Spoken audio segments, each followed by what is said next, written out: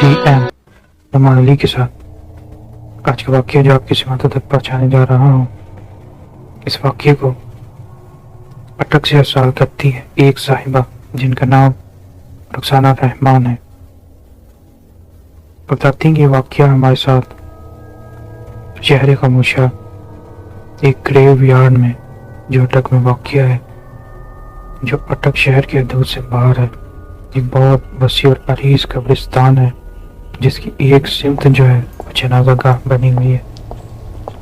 हद निगाह एकड़ों और पहले इस वसी और अरीज कब्रिस्तान में कब्रें ही कब्रें हैं। शहर से बाहर होने की वजह से यह सुनसान रहता है और लोगों की चहल पहल कम ही देखने में मिलती है। बताती कि हमारे वालिद साहब का इंतकाल हो चुका था और हमारी वालदा पहले ही फौत हो चुकी थी। अब हम लोग यतीम भी थे और साथ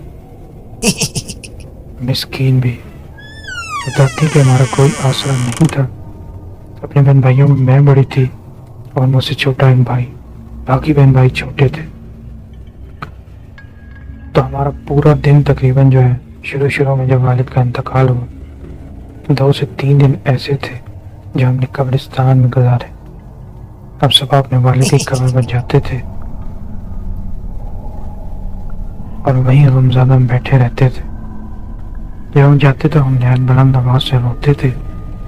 जब दिल भर जाता तो अपने वालिद से बातचीत करते, थोड़ी देर बाद फिर बुलंद आवाज से रोना शुरू कर देते।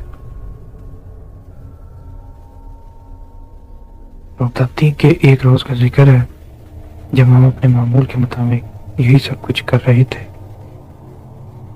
अचानक से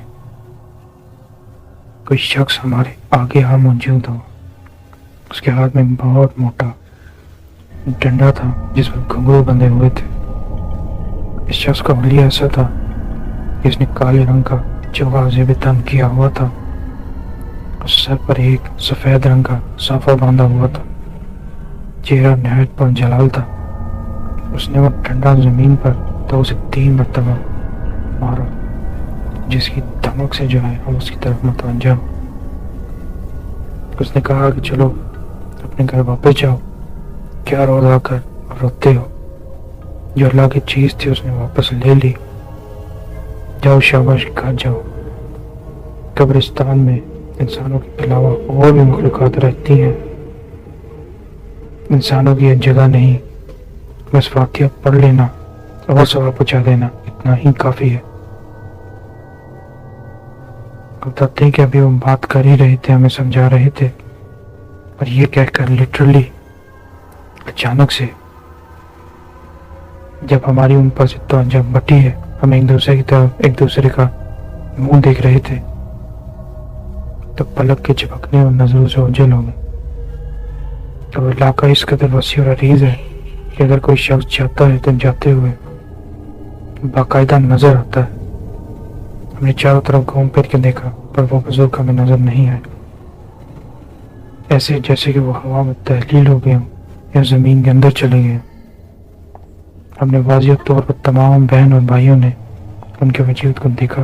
उन्होंने हमसे बात की, हमें कब्रिस्तान में ना आने की तंबीह की और फिर वो लिटरली एकदम से गायब हो गए। उसके बाद से हम कभी भी कब्रिस्तान में दोबारा नहीं गए।